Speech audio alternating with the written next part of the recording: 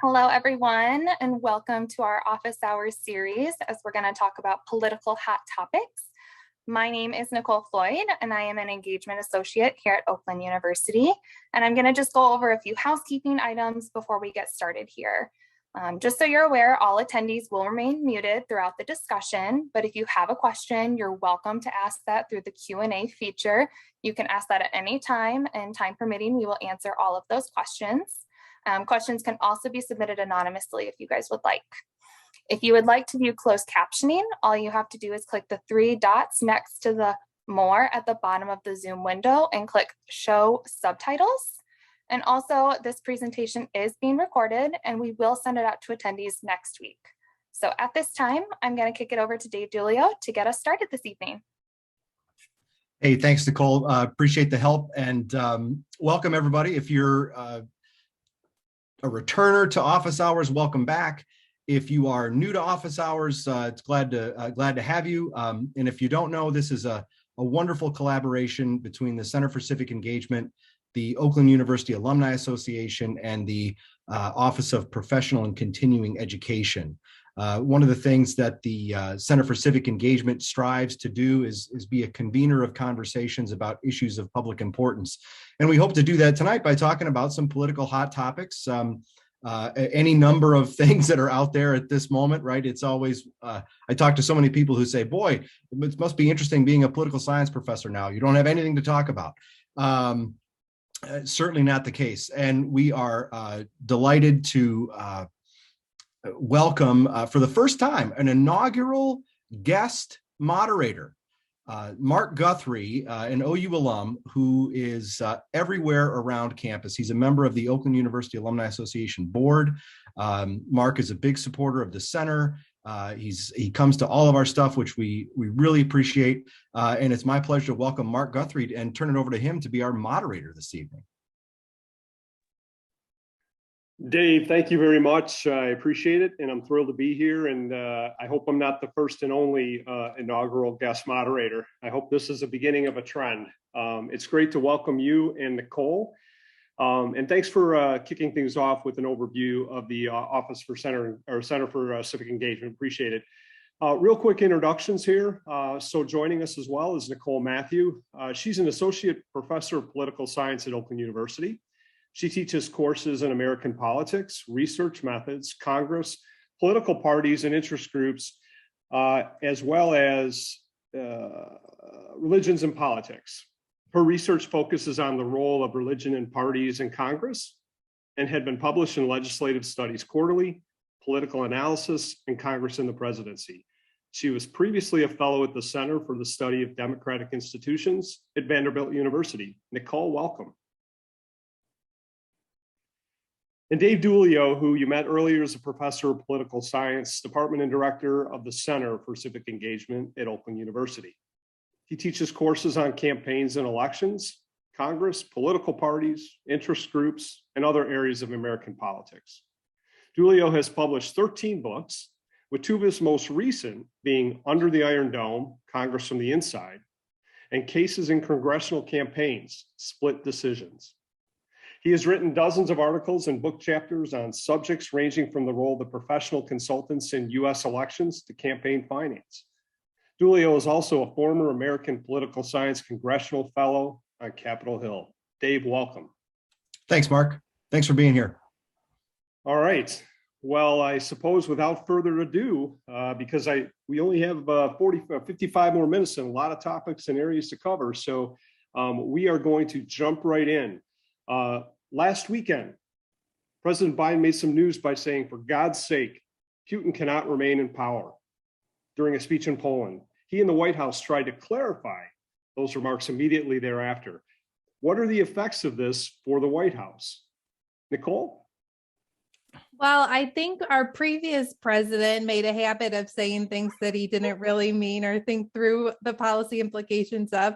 And our current president is not immune to that either. Obviously, you don't want to advocate off the cuff for regime change in another country. And he's done a lot of walking back of those remarks since he's spoken them. But I think it's clear that nobody's happy with Putin's leadership in Russia right now. But that is not the new U.S. policy to call for regime change in Russia.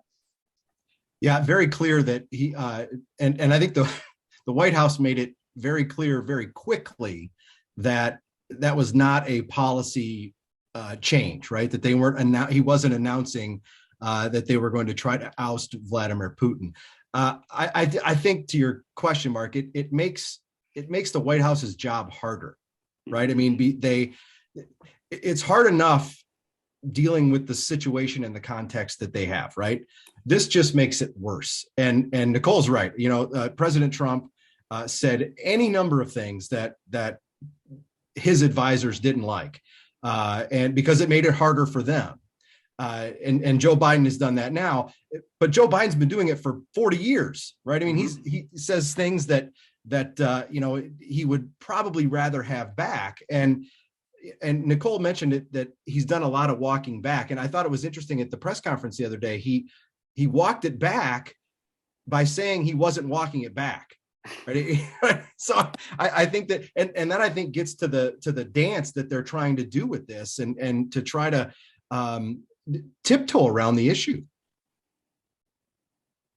You know, it's interesting to hear you two talk about it. Is the fact that walking back seems to be more of the norm now than the exception? This administration, the prior administration, has it always been that way, or are we just that much closer to it because it's recent, or is there really an increase in that back and forth? I guess I'll take a stab at that. You know, I have no empirical evidence to cite here, Mark. This is just a gut reaction. I imagine that it's probably more frequent these days for a couple of reasons. One being the most recent presidents that we've had, and two, I think that there's just so much more. The public nature of the presidency, I think, is more now than it used to be. It almost seems like every word that is uttered is broadcast around the world, and they're human, right? They're going to make mistakes. So I think that the mistakes that you know, whether it was JFK or LBJ or Ford or Reagan, right? The mistakes that they made were maybe under the radar. Very, very unlike today. Yeah, Nicole, I'm going to twist it slightly. So is it really a mistake, or is it floating a trial balloon to see the reaction and then gauging next steps based upon either support or public outcry? I doubt that it was a trial balloon. I think it was an actual mistake, but I think that the mistake is that he said something that's actually true, right? That everyone actually believes that we would be better off with a different leader in Russia. But that is not something that you want to say, because we have you know, international law, and the custom in the United Nations is that you do not call for regime change in other nations. You respect other nations' leadership. So I think it is something he didn't mean to say necessarily, but it's, you know, he probably in his heart of hearts meant it. I think he does, right? And I think that, and I think you're right, Nicole. That's the rub, right? Is that he wants it, everybody else wants it, but you can't say it, right? That's the way it's been for a while, right? You just don't say those things in public, but you know, we've seen that change over the last 6 years now, I guess. Hey, just a quick reminder for those in the audience, if you have any questions, please use the feature at the bottom of your screen. We're happy to bring your questions in as we move forward. I want to stick on Ukraine for just a moment, right? So the American public appears to be squarely behind the effort to help and support Ukraine as they defend their country from Russia's invasion. I mean, think about the education that all of us have encountered and learned so much over the last 4 weeks or so. Here's the question: is there a limit to the public support of this effort, either in terms of time or other resources? But Nicole, why don't we start with you? Yeah, I don't really think we've hit that limit yet. There seems to be kind of unlimited money bags for Ukraine, especially for humanitarian aid, and military aid is a little trickier, just because you don't want to do anything to aggravate the situation with Russia. You certainly don't want to escalate things with Russia. But I think the Ukraine issue is something that's actually brought a lot of bipartisanship to Washington, D.C., and probably made it possible for the budget bill to pass a couple weeks ago. We're about 6 or 7 months behind on having a budget because the congressional budget year starts in October. And the military spending versus domestic spending was kind of a sticking point. And with the war in Ukraine, I think it got a lot of Democrats on board with kind of keeping up with the Republican spending demands. And I think you've seen on both sides of the aisle, Democrats and Republicans pressuring Biden to go harder against Russia. And so I think that is kind of like there is a lot of wind at the back for anything that Biden wants to do pro-Ukraine. Yeah, and on that point, I think I saw Senators Lindsey Graham and Richard Blumenthal from Connecticut, I think that's his name, come out today and say the same thing after a briefing about being frustrated that the United States is not doing enough for Ukraine. I think so. I think Nicole makes a great point about the bipartisanship behind this. I also don't think that we've hit the limit, but I think there is one, and I think that it might come in a couple of different forms. Frankly, it might be energy prices. It might be okay. The president says that, and this might come back to bite him if the president keeps saying that it's Putin that's responsible for increasing gas prices. If gas gets to $5 or $5.50 in Michigan, right? Do people say, okay, well, if it's Putin's fault, we got to start buying Russian oil again? Forget it, right?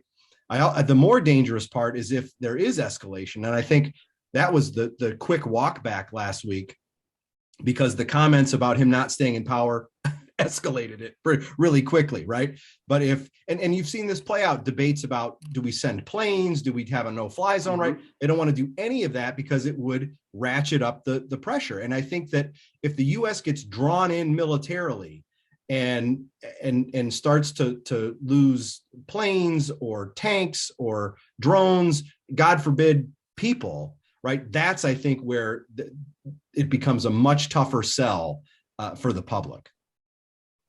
Right, the public likes their wars to be painless and free, and free for money and free of casualties too. So if those change, it's a different story. Well, speak to that, perhaps, Nicole. Add on, right? Because this is far from a quiet, nice little war across the ocean, right? Because of social media, there's so much more footage. It's so much, available to us every hour of every day. How's that likely to impact public opinion? Yeah, it's it's definitely, Ukrainians are very sympathetic. There are a lot of people in the United States with connections to Ukraine. And so that brings it home as well. And I think their president is quite media savvy. Coming from the media industry. And he has really played up giving speeches to international audiences and tailoring his speeches to the historical events in each country, and just kind of being a thorn in Putin's side with his, constant social media appeals. So I think that it will continue to kind of be at the forefront of American news consumption in a way that conflicts that maybe don't involve Europeans are not as interesting to the American public. So I think it will keep, that level of public attention will keep the politicians attentive to what they need to do to appear to be active and moving on that issue. Yeah, very interesting. Maybe as recently as 4 years ago, very few people knew who the president of Ukraine was until we were introduced to him during the prior administration. And whatever you thought then, there's no question, to your point, Nicole, he has really taken advantage of his social media presence in making the most of a really, really difficult situation. Dave, I want to go back to something you said. We've got a question, actually. So you mentioned in passing the energy prices, fuel prices. Do we need to start acquiring fuel from Russia again? How timely? right? So the question is, and it was today actually, the administration recently decided to start releasing oil barrels from the reserves in an attempt to lower gas prices. Is this an unprecedented action to take? Also, what will this mean for the bigger picture moving forward? Please comment. So it's not unprecedented, right? The United States has this Strategic Petroleum Reserve, SPR, and from time to time, some of those reserves will be put out into the market, right? So it's happened before. The stories that I've read said that it's going to be 1 million barrels a day for 6 months, right? The U.S. consumes 20 million barrels a day. So this is 1/20th of our demand, right? Now, I'm not an economist. We don't, and none of us are, right? I mean, unless we've got some closet economists. But what I've read indicates that it's not going to do much, if anything. It might stabilize, right? But it's certainly not going to make prices go down. Interesting, the reaction that'll continue to get in the next couple of days in the media, just the action itself, right? Nicole, I want to go back to a comment you made about, some support or tailwinds, winds at his back, I think. So with that in mind, President Biden remains at a very, very low approval rate. Is there the potential that some of the winds at his back may help improve that? Well, I don't know about that. Presidential approval just over time has become very, very tied to partisanship. So you're never going to get more than a very small percentage of Republicans to approve of a Democratic president. So the key is shoring up your party and independents. And I think there's potential for some movement in the approval rating, but I don't think that it's going to change a lot. Pending some unforeseen political circumstances. I think the Ukraine conflict has actually been good for Biden. Like, it's shown Biden being active, Democrats being active. It's a distraction from COVID inflation. You can blame inflation on Russia now. It's kind of, I don't think it's hurt too badly, although a sustained high oil prices might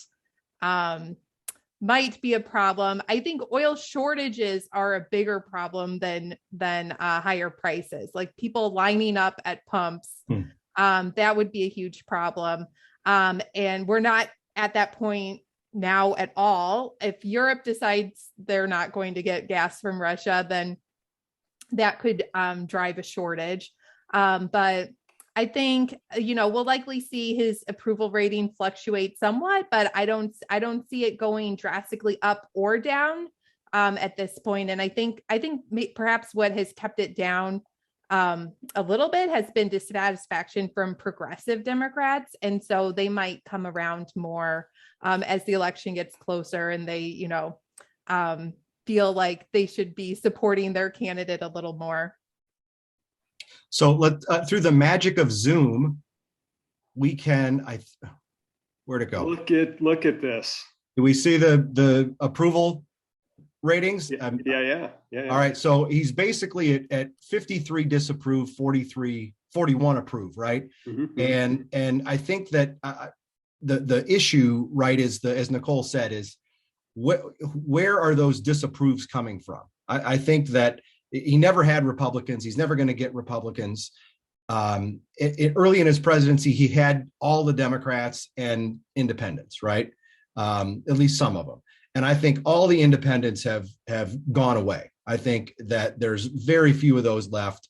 And I think you're starting to see some of the progressives leave as well. And I think that's a problem for the White House, especially as we go into an election year, which I'm sure we'll get to it at some point. Yeah, it's probably a good point to kind of segue in that direction. There's a couple of topics I think that are related. So, yeah, we've got a midterm election coming up in only about 7 months now.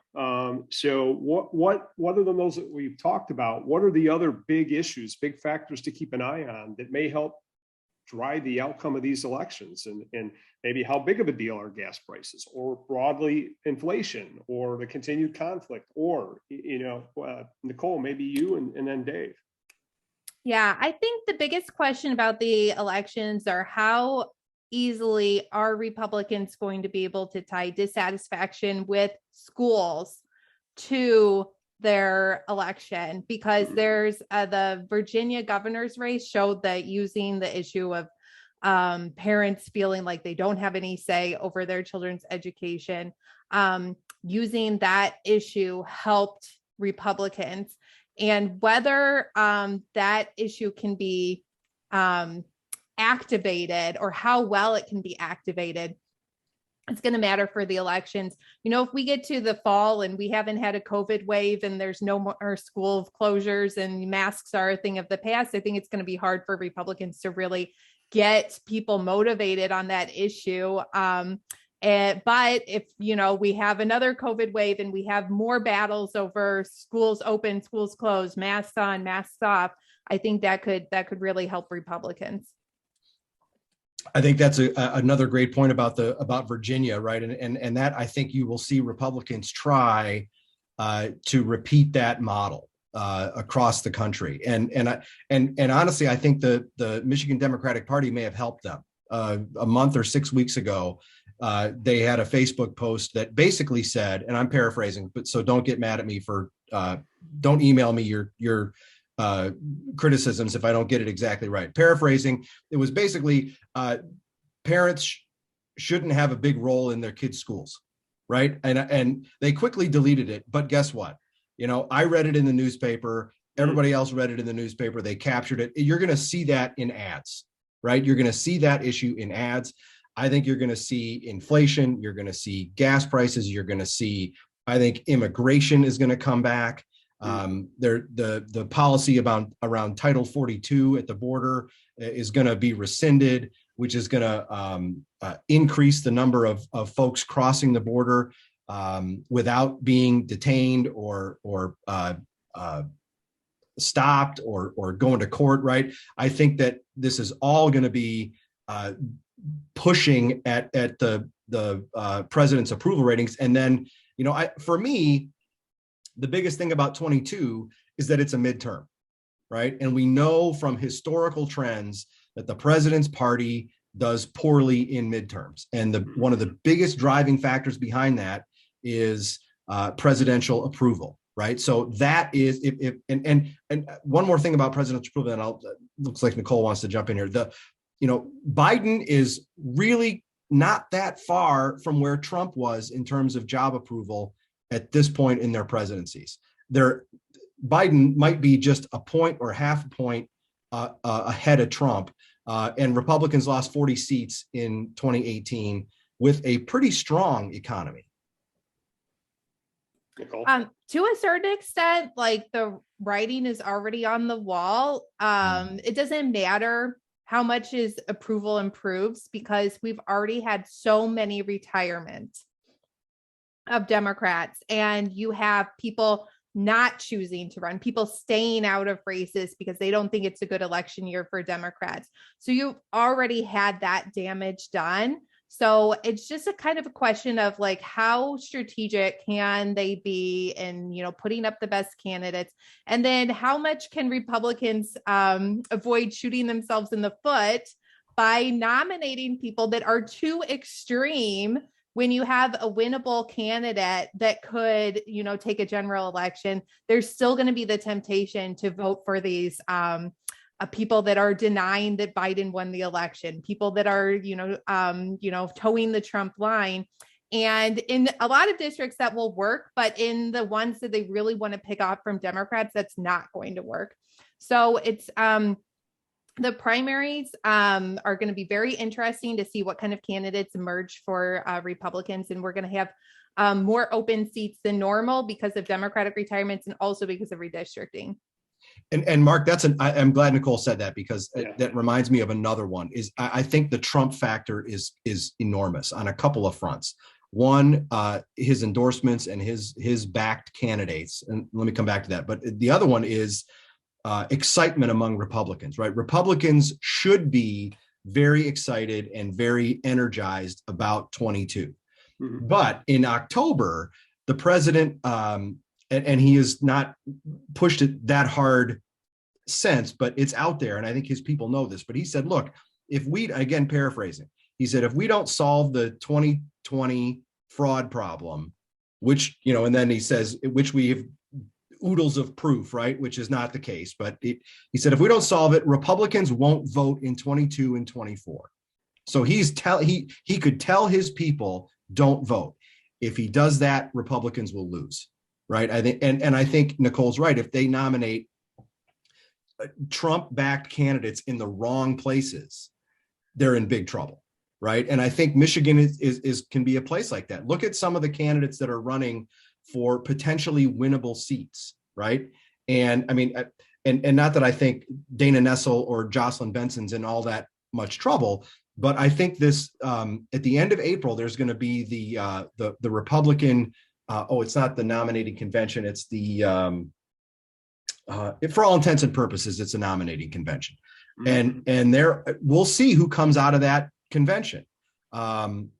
And it's the endorsement convention, but it's pretty much the nominating convention. Anyway, I think that's going to be the first test of the strength of Trump and the Trump brand in Michigan. I think the next one will be in August in the primary. And then, of course, it builds to November. I'm inclined to just ask the unprecedented question again in a different context. And then I promise we'll move on and we are going to get to Michigan. I don't recall in my lifetime a former president continuing to have this much influence even after he's out of the office. I don't know. Well, I guess I'd put Teddy Roosevelt up there. Well, all right. So you went beyond my, thank you for that. Most presidents aren't eligible to run for another term because they've already done 2 terms. Yeah, there you go. And other president like George H.W. Bush wasn't going to run again, and Carter wasn't going to run again. So, in recent memory, I can't think of a president that's had that much influence over politics. But I mean, Teddy Roosevelt definitely ruined an election for the Republican Party back in his day. So it's not unprecedented. Nicole, you win that point. So I want to, there's a topic we haven't talked about that has the potential to influence the election on either side, Democratic or Republican, and that's the Judge Brown Jackson for the Supreme Court. So, how do you see that playing out? It's in the news every day. I think this coming month we'll have, the vote. Is there potential cost on the side of the Republicans for those who maybe aren't in favor, even though it was a year or so ago where she was not quite unanimous, but an easily, winnable selection, approved selection. Dave, do you have any thoughts on that? Yeah, I think she's going to get confirmed, no problem, right? And I think you're going to see a couple of Republicans vote for her. I think Susan Collins may have said that she's going to vote in favor. There are some Republicans who could pay a price, but only those Republicans who are up for re-election, right? I mean, it's Lisa Murkowski is probably at the top of that list, right? I mean, she is. I believe she voted for Judge Jackson the last go around for the confirmation. Well, she's being challenged in a primary by somebody from the right, and I think she's going to, have to really assess what that vote could do, to her prospects. And you hate to think that way, that they would. Right. I'm my soapbox is like, you want them to just vote the way they think they should vote and electoral prospects be damned. But we know that nobody does that. Right. And that's,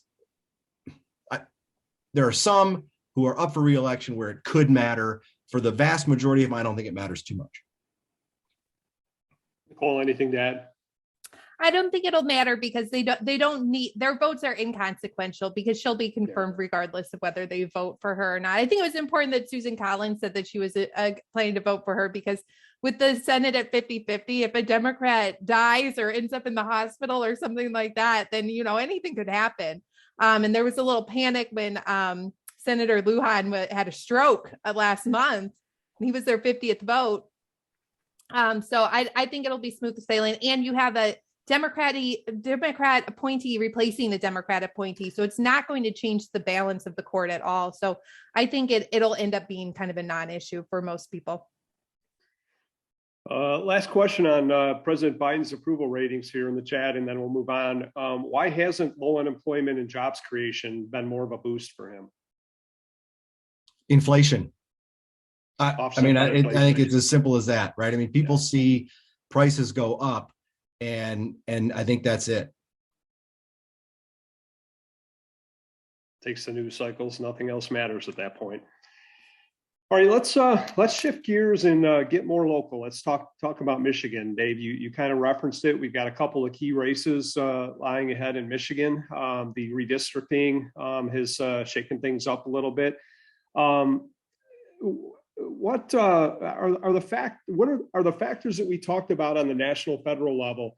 Are they going to be carryover residual impact in the Michigan elections, or are we looking at a different set of issues here locally? Dave? That's a good question, Mark. I think, it's too early to say. I think in many respects. I think if you look at, I think that the two of the hottest races are going to be, or two of the most interesting, let's put it that way, are going to be the 3rd district where Peter Meyer is going to run, and that's Grand Rapids, and it goes to the lake and then up to the southern part of Muskegon. And then there's the Lansing-based district. I don't know the new numbers yet. The Lansing-based district where Alyssa Slotkin is going to run. I think those are two to watch. And I say that for several reasons. One, the House Majority PAC, the super PAC that aligns with Democratic House candidates, has said they're going to spend $100 million in Michigan alone. And on those two races, plus a few others, right? Maybe in the 10th, maybe in the Flint-based district. But I think you look at somebody like Congresswoman Slotkin, and I think she is really good at abiding by Tip O'Neill's old adage that all politics is local, right? She has done, I think, a really good job of bringing things back and focusing on the district, right? She doesn't get too caught, or she tries not to get too caught up in sort of DC politics and that sort of thing. Meyer, I think, is a whole other case, right? I mean, he's a freshman, critical of Trump, voted to impeach, and he is being challenged from the right. If he gets through the primary, I think he wins, but in part because that district leans Democratic. So you've got a Republican running in a Democratic leaning district, and he can win there. The Slotkin district, or I shouldn't say that because it's not her district. The district that Slotkin is going to run in is a Republican leaning district. And I think she's probably still wins there. So I think, those are for several of those reasons, right? Really interesting to watch. Nicole, anything to add in that regard? Otherwise, I'll take you in a slightly different direction. I was just going to add that I think that the political climate favoring Republicans, since it's a midterm and the president's approval is low, I think that probably affected Levin's decision to face Stevens in a Democrat heavy district rather than run in all these numbers are new, in the 10th district, which is the kind of Macomb County new district that is more of a toss-up. Which I think in another political climate, he definitely could have won. And he's saying he doesn't think he could win there, but he's saying maybe a different Democrat could win there. And so instead he's facing another Democrat that's going to take a huge amount of money for this Democrat on Democrat primary in a safe Democratic district. So it's like, it's not good for the party to have two Democrats facing each other and then leaving open this toss-up district right next door. So I think that the political climate in DC has already affected the races just by which district Levin chose to run in. So Dave, to the casual observer who's watching that saying, how could they not come to some backroom agreement? One takes that, one moves to the side, right? And then the Democrats potentially have two strong candidates instead of sacrificing one. And Nicole, you hit on it, at the cost of an intense competitive election. Well, it's simple because we have a candidate-centered campaign system, right? It is not at all party-centered. The candidates drive this whole thing. And it's up to them where they run, right? I mean, and we could go back to the old days of the party machine and the party boss, and have the top Democrat of the state say, "All right, sorry, Andy, you're running here, and Haley, you're running there, and Alyssa, you're running there." But that's not how we do it. It's self-selection and candidate centered for all its pluses and minuses. Yeah, interesting. Speaking of candidate centered, I guess I'm not going to ask you race by race to predict the winner. However, I suppose is the third try the charm for John James. I think he got a big endorsement today, actually, if I saw the news correctly. Nicole? Oh, that's breaking news for me. Who'd he get it from? I think there was a statement from the former president, if I saw that correctly, just within the last 2 or 3 hours. Okay. Oh. Well, I think he has picked the correct race to run in. I think it was always a reach for him to win statewide in a Senate election versus an incumbent. So I think this is going to be, and Levin not running in this district is definitely a boon to him. When they first came out with these new House districts, there was a fear that there could be no African Americans representing Michigan in Congress. And now it looks like there's a different fear if you're a Democrat. You have an African American Republican likely to win a House district. And then it does look like that we'll have a Detroit-based district that elects an African American Democrat to Congress. Although we do have Sri Thanadar, I think, is running in that district, has high name recognition from running a bunch of ads when he was running for governor that just explained how to pronounce his name. So he could possibly win in that district, but I think it's more likely that you'll have an African American candidate win the primary and the general there. So we could be sending 2 African Americans to Congress, 1 Republican, 1 Democrat. Mark, I'll answer it this way. If John James doesn't win this time, he's probably finished in politics. I honestly, I think that it I hate to say that, but it would be 3 cycles in a row, and I think Nicole's right. He's in the best place for him right now in this cycle. And I think that Trump endorsement is really important in a place like Macomb County. That is Trump country. And that, he carried that county. Obviously Trump carried it in 2020. John James carried it in 2020. But he lagged Trump a little bit, which we would expect. But I think that's a place where he can do well. I think, but it all depends to some extent on who the Democrats nominate. Yeah, and I guess that's the question, right? There's no clear Democratic opponent. They've got to sort through who they're going to stand up against John James, right? Yep. The longer I think it takes, the more likely he's going to continue to gain popularity and momentum. So a lot of discussion about the districts, the redistricting, Michigan, it looks way different this time than it did last election cycle. So the Michigan Independent Citizens Redistricting Commission started their work about a year ago. Did they get it right? Did they end gerrymandering? Are we in a better position today? Other states, I think, are asking the same questions, and some are still tied up in the courts, right? And it's April. Nicole, how about Michigan, and any comment on the broader similar efforts in other states? Yeah, well, you have lawsuits filed by Republicans, Democrats, African Americans. So I think that the lawsuits are coming from all sides kind of points to that. Yeah, maybe they did get it right. If everybody's equally unhappy. I think it's a pretty good map for the U.S. Congress. It creates some competitive seats. and, takes away a little bit of the Republican advantage on paper. Now, with this being an election that's going to favor Republicans nationwide, I think it's actually could go quite badly for Democrats. If you have more competitive districts and a partisan tide, you could lose a bunch of seats. And then in the next race, you're facing a bunch of incumbents, and it's hard to get those back if you lose them in the first election after redistricting. So it looks like a fair map, but it could be not good for Democrats just because of the political climate.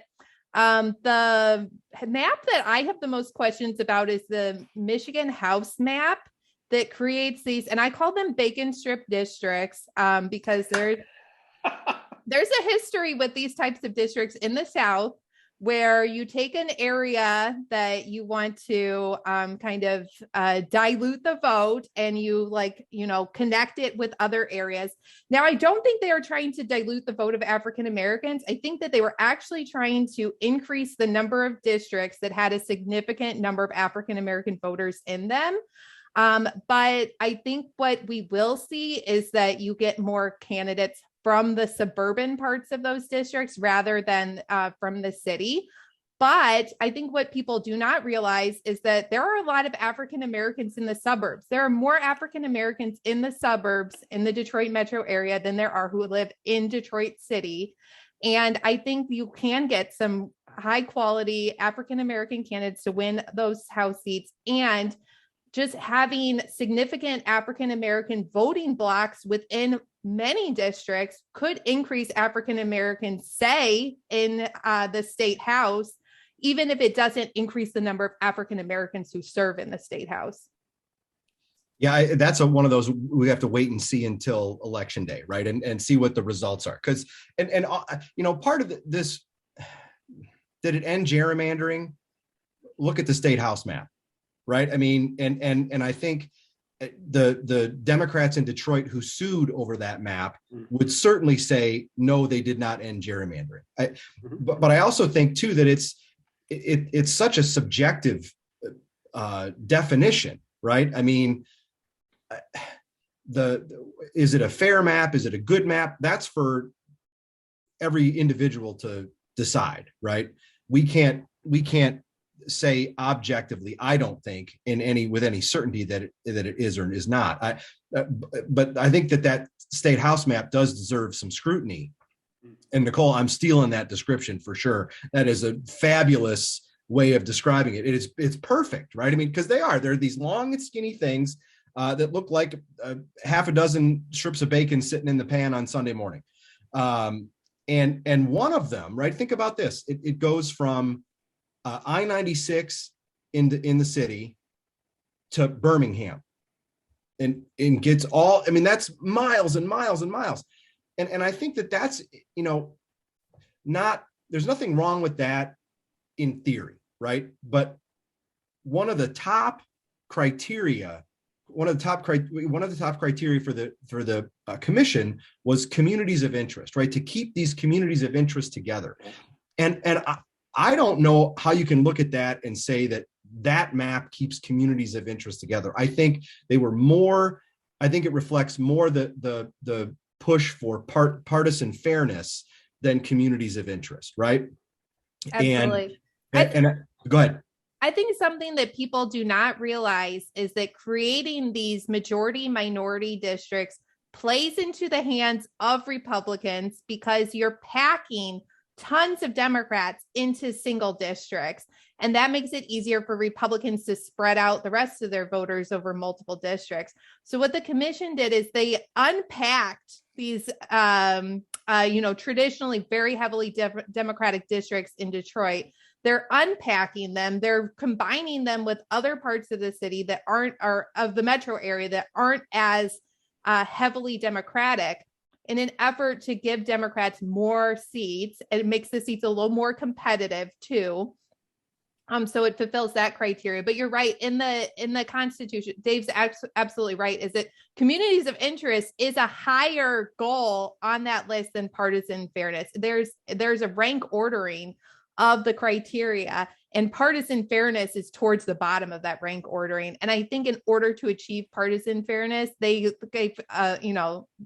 really did split up some communities of interest. And I think that speaks to how hard of a task this is, right? I mean, it is a hard job.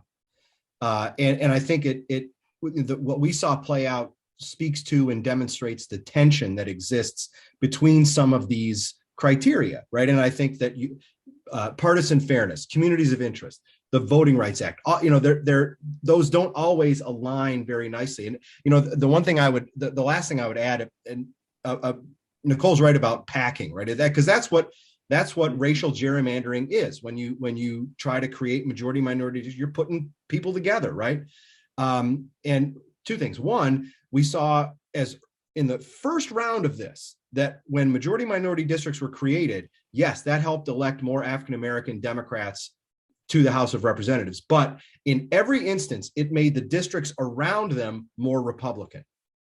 And Democrats lost say in the House because of that. I would quarrel with one thing, right? I mean, yes, they unpacked those majority minority, those packed districts. But at what point does unpacking become cracking, right? And where it's splintered apart. And we won't know until we see who wins the primaries and then who wins those generals. Yeah, just a lot of discussion on that topic for sure. Just here in the state of Michigan, you can imagine the other states are having similar dialogue. And Dave, I think you hit it spot on. We're going to have to kind of watch and see what happens. So does it create a level playing field, right? And will the results demonstrate that? Yeah. I also wanted to mention that Michigan's process is totally unique. I mean, you can see maps that say, oh, all these other states also use nonpartisan redistricting commissions. Michigan's process did not use, like in California, parties not like choose, here's my Republicans, here's my Democrats. This was a random selection from people who, people could self-select into the pool of being chosen, but we're literally randomly choosing citizens from the state to draw the lines. And that's unique. That does not happen in other states. And so I think over the next 10 years, it'll be interesting to see how many other states want to adopt our process. And it'll also be interesting to see in 10 years, how many people actually want to be a part of that commission, because I think it turned out to be a lot harder job than people anticipated.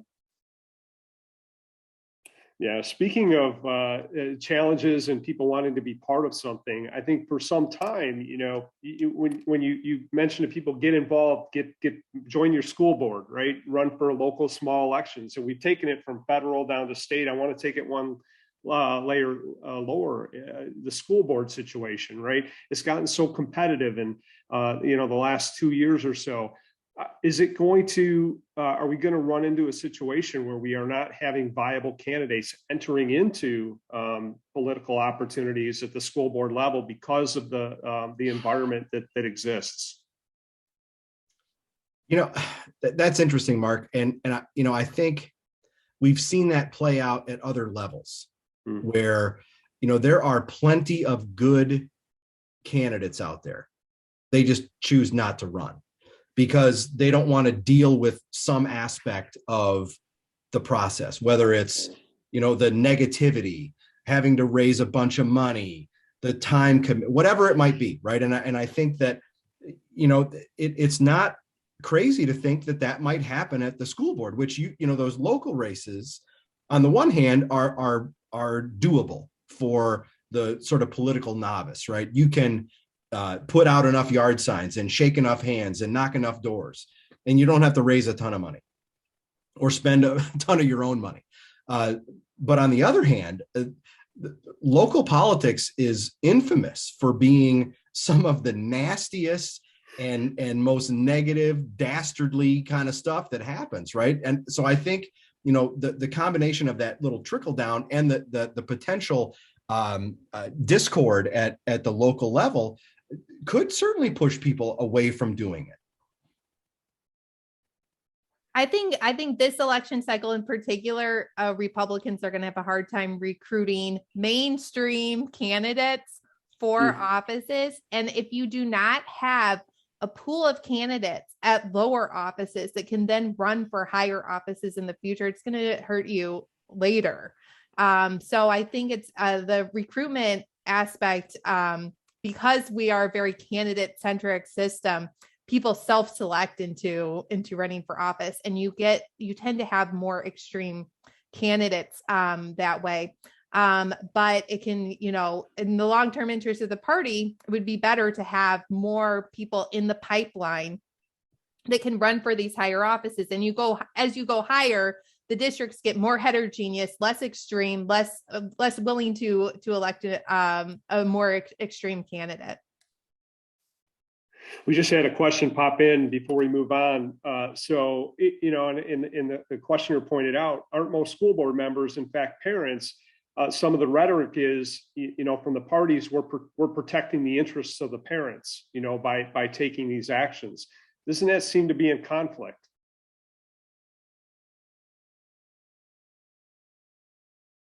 I'm not sure. I'm not sure. I mean, and maybe I'm thinking about it wrong, but it's funny this popped up because I was on a call earlier today as a part of a session with the Center for Excellence in Teaching and Learning. I brought Nolan Finley and Stephen Henderson and their civility project to talk to faculty about civility in the classroom. And we got on the topic of school boards, and I said something that I'll repeat here because I think it might speak to the question. I think a lot of the dynamic at the school board discussion right now is over representation. And I think that when things are going smoothly, everybody's happy with the school board and other maybe school leaders acting as trustees, right? Where they are entrusted with the decision-making power. They're going to use their own ideas, their own talents, their own opinions to make decisions. When the issue bubbles up and becomes more salient for parents, I think parents turn off that trustee model and turn on the delegate model and say to the school board, you need to listen to what we're saying. Meanwhile, the school board and the school leaders are still stuck in the trustee mode, and you've got this conflict, right? So I think that if we step back and think about representation and how people are coming at those issues, maybe it solves some of those problems. Interesting. There's a comment that someone put in, be glad we're not Ohio on redistricting, right? Or Maryland, There you go. Yeah. And someone else chimed in here. A few good candidates will dare to run for president because of the abuse they will have to endure. But I don't think that's just president anymore. It's all levels, as we've kind of touched upon.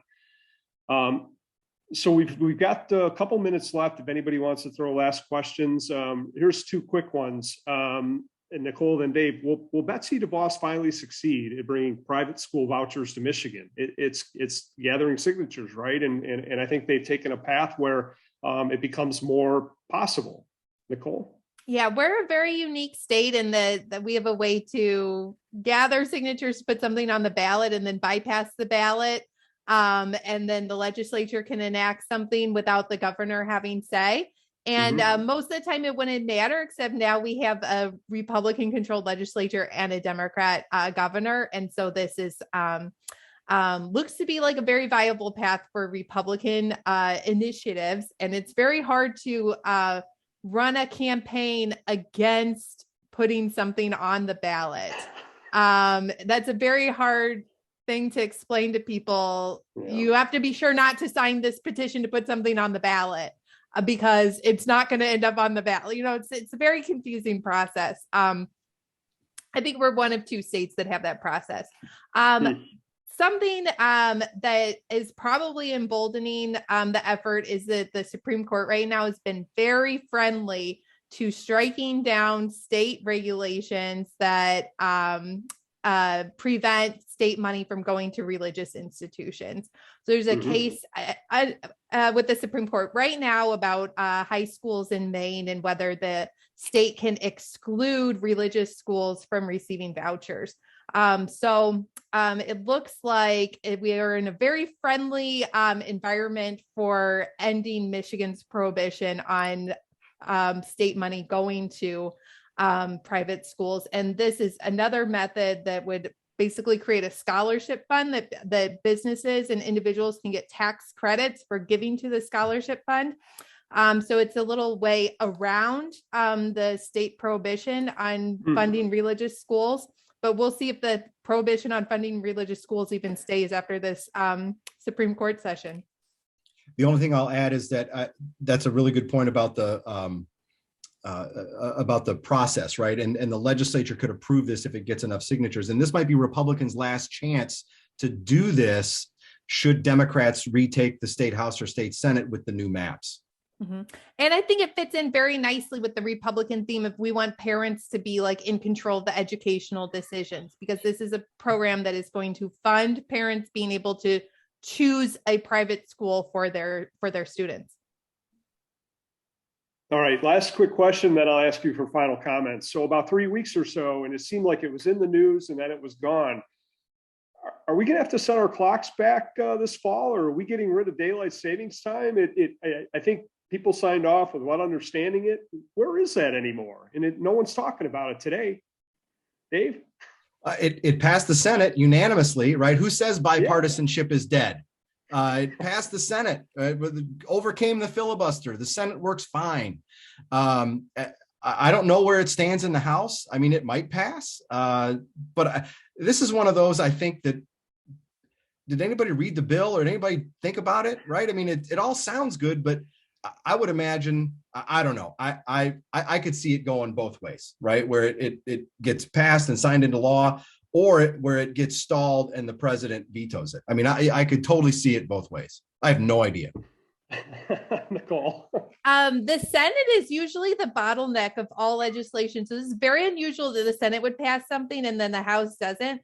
The House, if Nancy Pelosi snaps her fingers, it could happen tomorrow. Like there is no reason why they couldn't just bring it to the floor under suspension of the rules and pass it.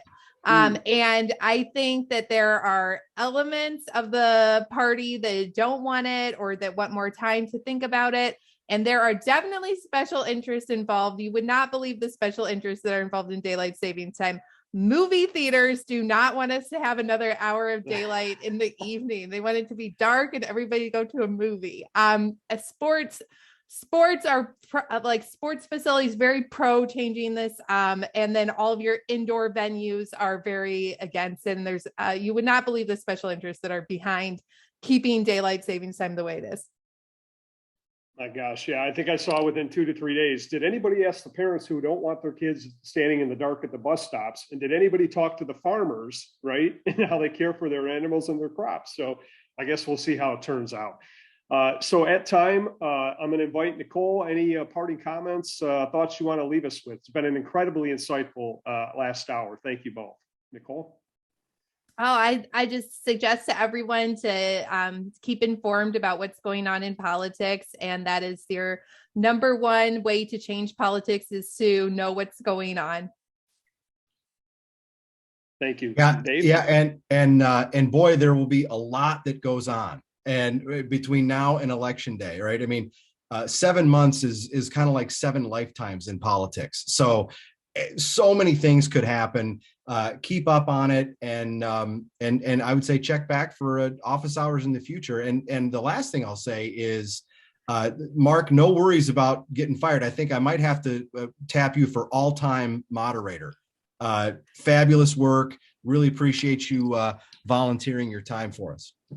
Oh, my pleasure. And thank you for your kind words. I could just completely get mesmerized listening to you and Nicole go back and forth. It's been insightful, I think, for everybody. We're starting to see some comments in the chat. I want to thank everybody for attending. Really appreciate it. Dave and Nicole, really thanks again for your insight, your time, your expertise.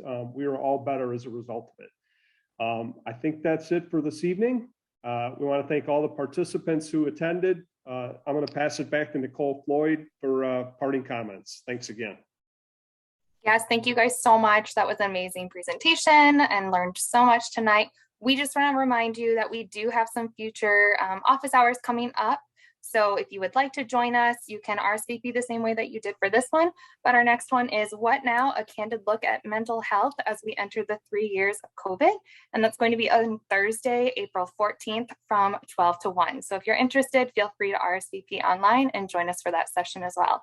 Otherwise, thank you all so much, and we hope that you have a great night.